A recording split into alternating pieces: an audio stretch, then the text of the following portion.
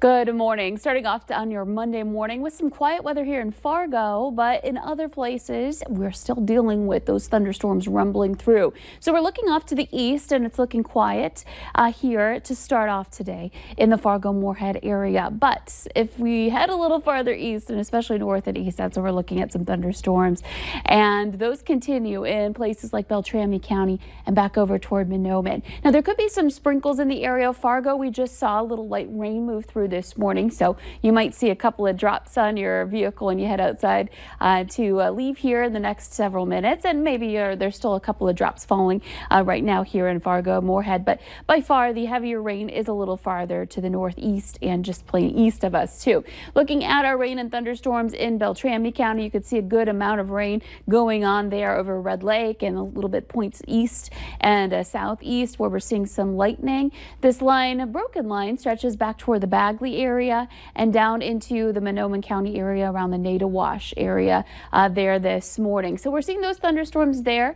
I'm just going to move the radar a little bit because I saw a couple of cells here that were just a little farther south of this line that have been popping up. So we're just going to go down a little bit farther and you could see them in northern parts of Wilkin County and one little cell in southeastern Clay County near the Rolog area. Those are not producing any lightning, but they're just starting to pop up. So we're going to keep an eye on that band there that's starting to pop up here and move into Lakes Country this morning. So all along this line, it stretches all the way down into South Dakota. So we're looking at that potential for some rain and thunder anywhere along that. And that again is going to move off to the east through the morning hours. So here's a look at our temperatures. We're into the 50s to some 60s. It's pretty mild. 62 degrees in Fargo, 60 in Grand Forks.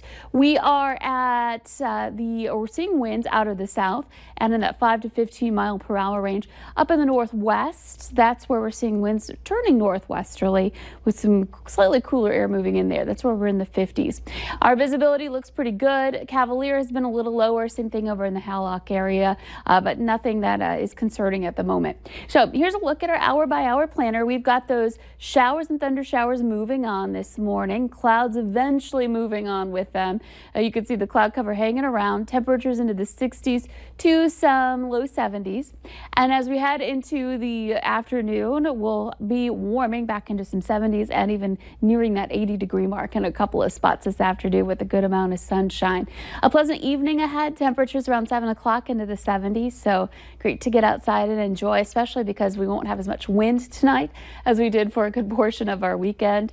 And then heading into the nighttime hours, we stay clear, at least initially overnight, with some clouds starting to build in for tomorrow morning. This is 6 a.m.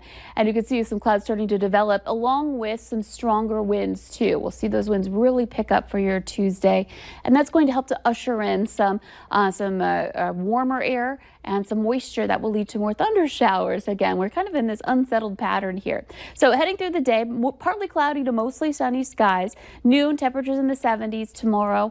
And then heading into the afternoon, you can see more places hitting those 80s. Some of us warming up well into the 80s for your highs. And that's right ahead of this front that's going to be bringing in that chance for some rain and some thunderstorms. The greater risk will be a little bit in the farther north, in the northern half of the Red River Valley. And strong winds again, too.